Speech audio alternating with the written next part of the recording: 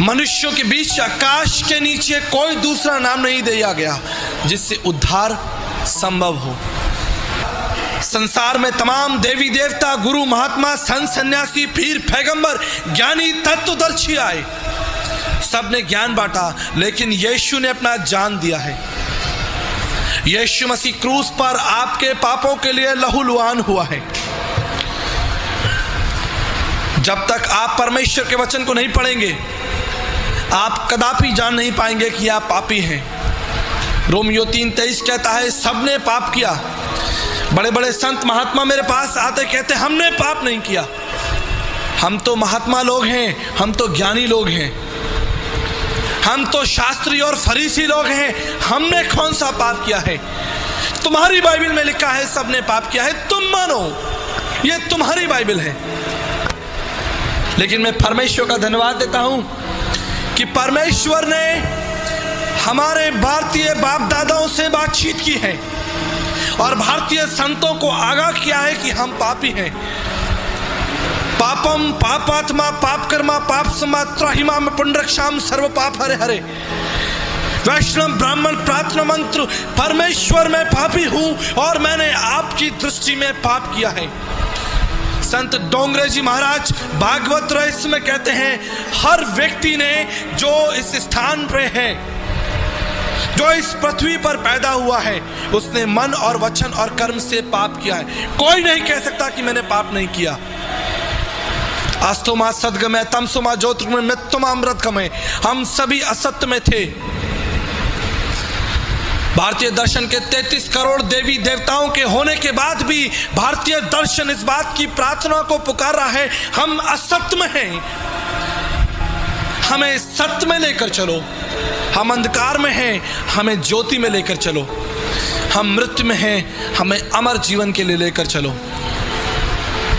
मैं आपको कल बता रहा था अर्जुन के अनुभव को, जब उसने श्री कृष्ण से कहा, मैं पापी हूं और मेरे पाप को कौन छुड़ाएगा, मेरे पाप से कौन मेरी रक्षा करेगा। मैंने आपको बताया कि अर्जुन को श्री कृष्ण ने कहा, तुम्हें शरणम गच्छ सर्व भावेन भारतम तत्व प्रसादनम प्रशासिति शाश्वतम। अर्जुन, तुम उस परमेश्वर के पास जाओ जो तुम्हारे पापों को क्षमा करेगा। तुम्हारे पाप कौन क्षमा करेगा? वो परमेश्वर जिसके अनुग्रह से तुम्हारे पाप क्षमा होंगे। ऋग्वेद के 10वें मंडल 133-66 खंड को मैं आपके सामने रखता हूं।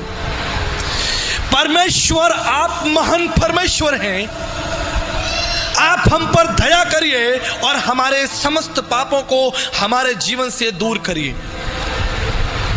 ऋग्वेद उसका 7वां मंडल 86 2 से 7 पद को मैं आपके सामने रखता हूं। पाप ने हमको घेर लिया है, पाप ने हमको घेर लिया है, हमारी सहायता करिए, इस बंधन से हमें स्वतंत्र करिए। ऋग्वेद 7वां मंडल उसका 89-3 पद, परमेश्वर मुझ पर दया करिए, मुझे दंड मत दीजिए, मेरे पापों के लिए मुझे दंड मत दीजिए। मैंने पाप किया है, आपकी दृष्टि में मुझे दंड मत दीजिए।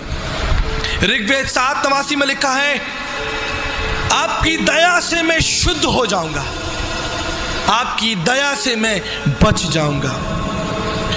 ऋग्वेद 5 अध्याय उसके 8 और 78 पद में लिखा है, इन समस्त पापों को मेरे जीवन से दूर कर दीजिए। भारतीय दर्शन के दार्शनिक और तत्वदर्शी लोग इस बात से मुकर नहीं रहे कि वो पापी हैं। हम सब ने पाप किया है। ऋग्वेद के 10वें मंडल 90 पद में लिखा है, स्वयं परमेश्वर इस पाप के बंधन को तोड़ने के लिए इस पृथ्वी पर देह रूप धारण करेगा, जो देह के रूप में प्रकट होकर स्वयं का बलिदान चढ़ा देगा। जब तक वो बलिदान नहीं चढ़ाया जाएगा, तुम्हारे पाप क्षमा नहीं होंगे। जब हम न्याय के अधीन होते हैं, तो दंड कर हमें चुकाना पड़ता है, दंड हमको देना पड़ता है जब न्याय हमारे ऊपर हावी हो जाता है। अमेध्यो वे पुरुषो अनत्र वदंती, अमेध्यो वो पुरुषो अनत्र वदंती। सब ने पाप किया, लेकिन उन समस्त पापों के लिए परमेश्वर की उपस्थिति इस बंधन को तोड़ सकती है। हालेलुया। आप ध्यान दीजिए, संपूर्ण जीवन आप झूठ बोलते हैं, संपूर्ण जीवन आप व्यभिचार, लड़ाई झगड़ा, मारकाट, अपमान, बुराइयां, तमाम उन पापों को साधारण आप सोचते हैं कि मैं कोई पाप नहीं कर रहा हूं, लेकिन आप प्रत्येक क्षण पाप कर रहे हैं।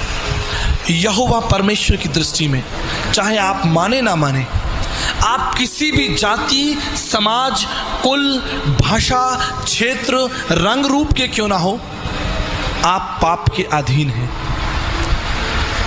और इस पाप से छुटकारे के लिए स्वयं परमेश्वर का हस्तक्षेप जरूरी है।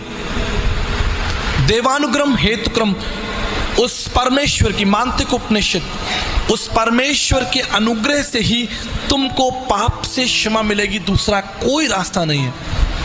ना योगेन सांख्यन कर्मणा नो ना विद्याया ब्रह्मकित मोक्ष विद्यते सिद्धाय नान्यथा। विवेक चूड़ामणि 56 में लिखा है। भारत के तत्वदर्शी लोग लिखते हैं, उस पाप के बंधन के लिए माला फेरने से कोई लाभ नहीं होगा, उस पाप के बंधन को तोड़ने के लिए चढ़ावा चढ़ाने से कोई लाभ नहीं होगा, उस पाप के बंधन को तोड़ने के लिए तीर्थ स्थानों पर घूमने से कोई लाभ नहीं होगा, ऊंचे पहाड़ों पर चढ़ने से कोई लाभ नहीं होगा, नदियों में स्नान करने से कोई लाभ नहीं होगा। न योगेन न सांख्यन कर्मणा न विद्याया, तुम्हारे धर्म के कामों से भी कोई लाभ नहीं होगा। क्यों?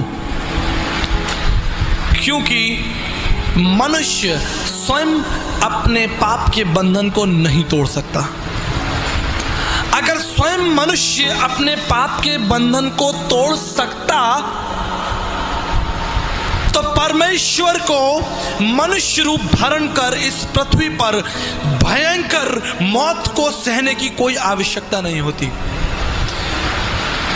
अगर मनुष्य अपने पाप के बंधन से स्वयं फारिग हो जाता तो यीशु को अपने ऊपर थुकवाने की आवश्यकता नहीं होती, प्रभु यीशु मसीह को कोड़े खाने की आवश्यकता नहीं होती, प्रभु यीशु मसीह को लात और घूंसे खाने की आवश्यकता नहीं होती, प्रभु यीशु मसीह को क्रूस पर भयंकर मौत सहने की आवश्यकता नहीं होती। अगर मनुष्य अपनी बुद्धि से उस पाप के बंधन से बाहर निकलता।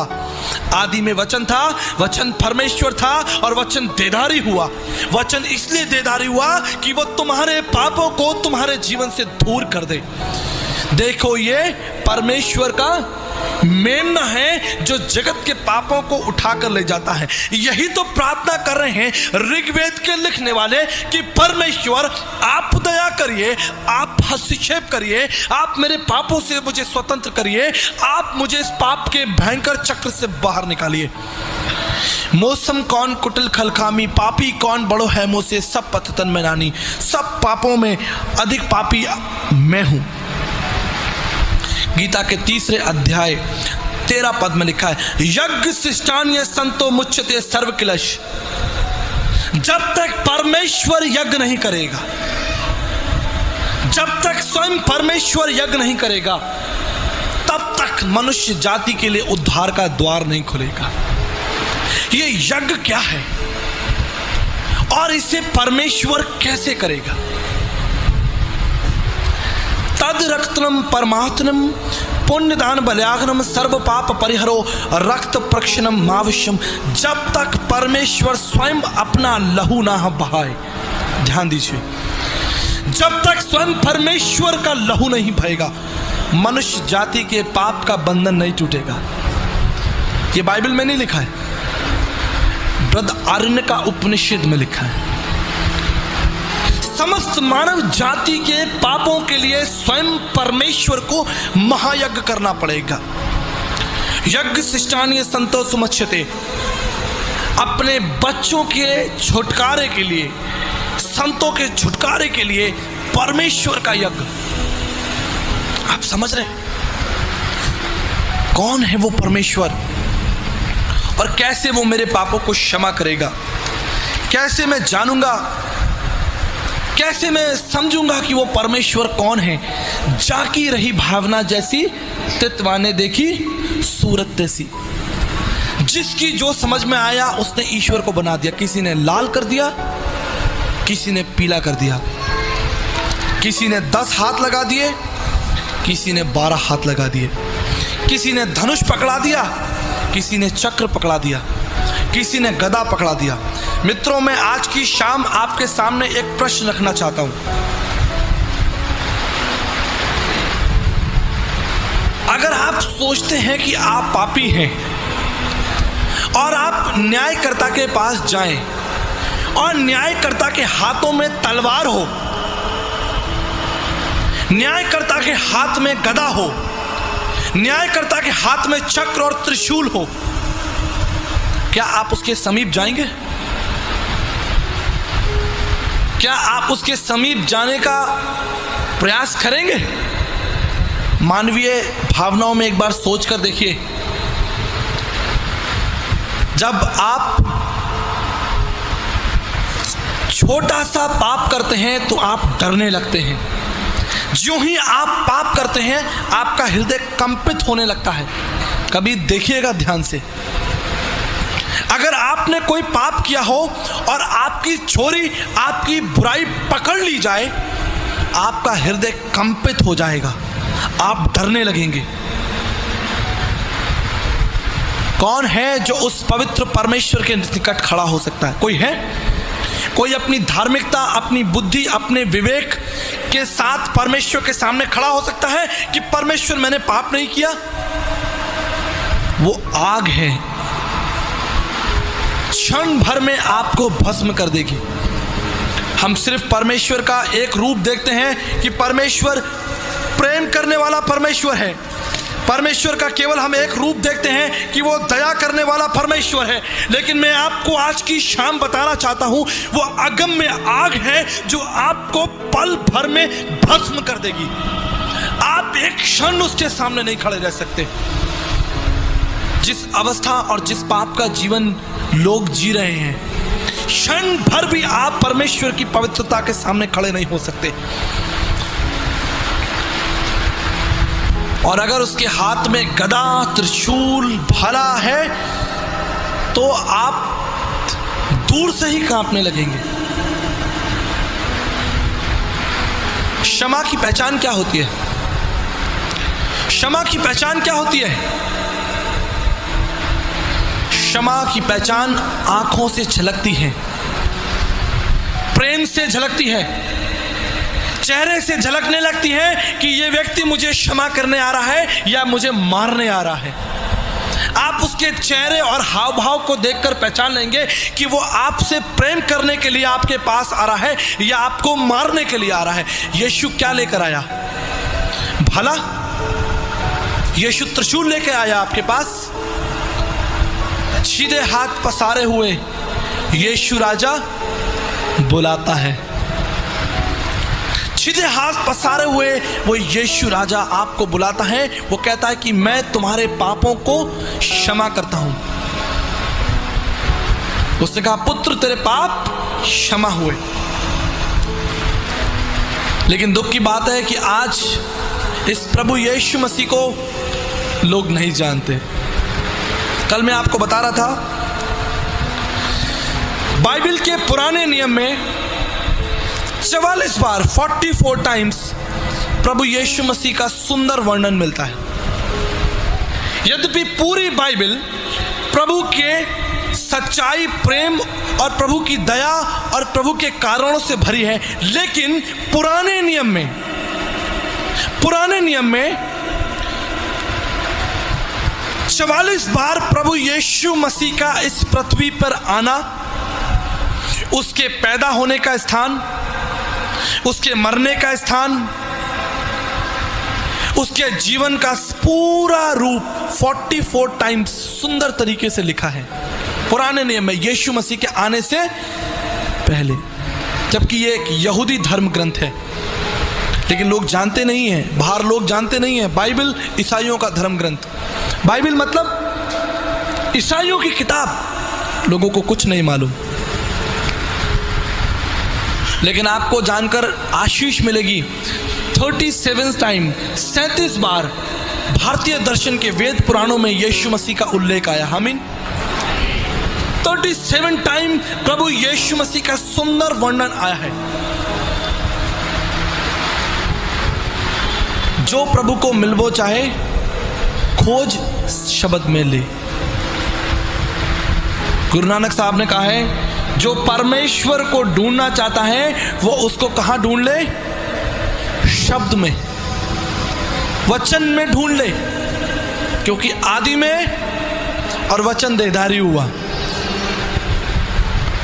यीशु मसीह कोई संत नहीं है, यीशु मसीह कोई महात्मा नहीं है। यीशु मसीह विराट अगम्य परमेश्वर है, जिसने आकाश और पृथ्वी की नींव डाली है। शायद ये बात हमारे लिए साधारण हो, लेकिन जब तक आप इस सफ़ेद किताब काले अक्षरों को नहीं पढ़ेंगे, तब तक आप कभी नहीं समझ पाएंगे कि यीशु मसीह कौन है। चाहे मैं इस स्थान पर खड़ा होकर 3 दिन तक प्रचार करता रहूं, आप नहीं समझेंगे जब तक आप स्वयं इस पुस्तक को उठाकर नहीं देख लेते ये क्या है। भारतीय दर्शन में 8 मुख्य बातें मैं आपको बताता हूं परमेश्वर को जानने के लिए। संसार में, ना केवल भारत में, संपूर्ण संसार में देवी देवताओं की कमी नहीं है। भारत में 33 करोड़ देवी देवताओं का लक्ष्य है, लेकिन ब्रह्म विद्या उपनिषद 31 पद में लिखा है कि वो परम आत्मा है। क्या है वो? परम आत्मा, सुप्रीम स्पिरिट। कौन है परमात्मा? कैसे जानेंगे हम उस परम आत्मा को जब तक वो अपना परिचय ना बताए? यीशु ने कहा, मैं इस संसार का नहीं हूं। मैं कहां से आया हूं? स्वर्ग से आया हूं। स्वर्ग में कौन रहता है? परमेश्वर। परमेश्वर का वचन कहता है कि वो उसका सिंहासन है और पृथ्वी उसके पांव की चौकी है। कोई स्वर्ग में नहीं गया जब तक प्रभु ना चाहे। परमेश्वर का वचन, बाइबल कहती है, वो परमेश्वर का सिंहासन है। उस सिंहासन के निकट कौन जा सकता है? जिसने परमेश्वर के विरोध में जीवन जिया है इस पृथ्वी पर, वो परमेश्वर के राज्य में कदापि प्रवेश नहीं करेगा। मुंडक उपनिषद 1:2-12 में लिखा है, वो श्रोत्यम है, वो सब बातों का जानने वाला है। आपको मालूम है, यीशु मसीह जब इस संसार में था तो उपनिषदीय लक्ष्य को, श्रोत्यम, वो सब बातों का जानने वाला है, उसने पूरा किया। उसने क्या कहा? मैं भविष्यवक्ताओं की पुस्तकों को लोप करने नहीं, पूरा करने आया हूं। उसको ज्ञात था कि कौन चेला मुझे पकड़वाएगा। हालेलुया। यीशु को ज्ञात था कि वो सिक्का कहां मिलेगा। यीशु को ज्ञात था कि मैं शास्त्री और फरीसियों के हाथों पकड़वाया जाऊंगा। यह परमेश्वर की पहचान है। भारतीय दर्शन के मुंडक उपनिषद 1:2-12 में लिखा है, परमेश्वर सर्वज्ञानी है, वो सब जानता है। यीशु को पता था कि आज की रात भयानक रात है। यीशु को पता था कि कल सवेरे में शास्त्री और फरीसियों के हाथ मारा जाऊंगा। यीशु को पता था कि मैं तीसरे दिन मुर्दों में से जी उठूंगा। यीशु को पता था कि मैं फिर 40 दिन इस पृथ्वी पर रहूंगा। हालेलुया। भारतीय दर्शन की इस प्रार्थना को कि परमेश्वर श्रोत्यम है, वो श्रुतियों का ज्ञाता है, वो भविष्य का ज्ञाता है, इस कारण को सिर्फ और सिर्फ प्रभु यीशु मसीह ने किया। भारतीय दर्शन के मुंडक उपनिषद 1:21-2 के अनुसार ब्रह्मनिष्ठम, पूर्ण परमेश्वर, आंशिक परमेश्वर नहीं, पूर्ण परमेश्वर। यीशु मसीह कोई संत महात्मा नहीं था, यीशु मसीह कोई ज्ञानी पुरुष नहीं था, यीशु मसीह कोई दिव्य कोई कारण नहीं था। ब्रह्मनिष्ठम, पूर्ण परमेश्वर मनुष्य पर, इस पृथ्वी पर मनुष्यों के बीच में पूर्ण परमेश्वर। फिलिप्पुस ने यीशु मसीह से क्या कहा कि पिता को दिखा दे। यीशु ने यह नहीं कहा कि फिलिप्पुस मैं तुझे पिता को शाम को दिखाऊंगा। यीशु ने यह नहीं कहा कि फिलिप्पुस तू उसकी आराधना करता रहे और एक दिन तू पिता को देख लेगा। यीशु ने यह नहीं कहा कि फिलिप्पुस जिस दिन तू मरेगा उस दिन तू पिता को देख पाएगा। फिलिप्पुस को यीशु मसीह ने उत्तर दिया कि मैं पिता हूं, ब्रह्मनिष्ठम, मैं हूं वो परमेश्वर जो तेरे सामने खड़ा है, मैं हूं ब्रह्मनिष्ठम। मुंडक उपनिषद 1:21-2 के इस पद को प्रभु यीशु मसीह ने पूरा किया। उसने कहा मैं हूं पूर्ण परमेश्वर, बिना मेरे द्वारा कोई स्वर्ग में प्रवेश नहीं कर सकता। स्वर्ग के फाटकों को खोलने वाला सिर्फ एक नाम, वो नाम है यीशु मसीह। भारतीय दर्शन के अनुसार दो प्रकार के विकल्प हमारे सामने हैं, ऐतिहासिक और अऐतिहासिक, historical and non historical. Santosh ji कहते जाकी रही भावना जैसी तित माने देखी सूरत ऐसी। किसी ने 10 हाथ लगाए, किसी ने 10 सर लगाए, किसी ने 10 हाथों में शस्त्र पकड़वा दिए, किसी ने लाल कर दिया, किसी ने पीला कर दिया। ये मैं नहीं कह रहा हूं, आदरणीय संतोष जी कह रहे हैं। जिसकी भावना जैसी हुई उसने ईश्वर को वैसा रूप दे दिया। किसी ने ईश्वर की पूंछ लगा दी। रोमियो का पहला अध्याय खोलिए, देखिए मनुष्य जाति का पाप सिर्फ ये नहीं है कि हम झूठ बोलते हैं, चोरी करते हैं, डाका डालते हैं, मक्कारी करते हैं, क्योंकि ऐसे बहुत से काम आपने नहीं किए हैं। हो सकता है कि आपने डाका नहीं डाला हो सकता है कि आपने व्यभिचार नहीं किया हो सकता है कि आपने कोई ऐसा काम अपने हाथों से नहीं किया हो, लेकिन देखिए परमेश्वर क्या कहता है। इब्रानियों रोमियो उसका पहला अध्याय 21 पद को मैं आपके सामने पढ़ता हूं। इस कारण वे परमेश्वर को ना जानने पर भी उन्होंने परमेश्वर की ओर बढ़ाई और धन्यवाद नहीं किया, परंतु व्यर्थ विचार, कौन से विचार? व्यर्थ विचार करने लगे, यहां तक कि उनका निर्बुद्धि मन अंधेरा हो गया और वो अपने आप को बुद्धिमान जताकर मूर्ख बन गए और नाशवान लिखा है अविनाशी परमेश्वर की महिमा को नाशवान मनुष्यों में बदल दिया और पक्षियों और छपाइयों और रेंगने वाले जंतुओं की मूर्तों में बदल डाला। उस पवित्र परमेश्वर को जानवरों में बदल डाला, उस परमेश्वर की पूंछ लगा दी, उस परमेश्वर के खानदान बना दिए। बाइबल कहती है कि परमेश्वर पवित्र है, स्वर्ग उसका सिंहासन है और पृथ्वी उसके पांव की चौकी है। अंद्रम प्रभुशंते सम्मुपास्ते न तस्य प्रथमास्ति यश नाम मदस।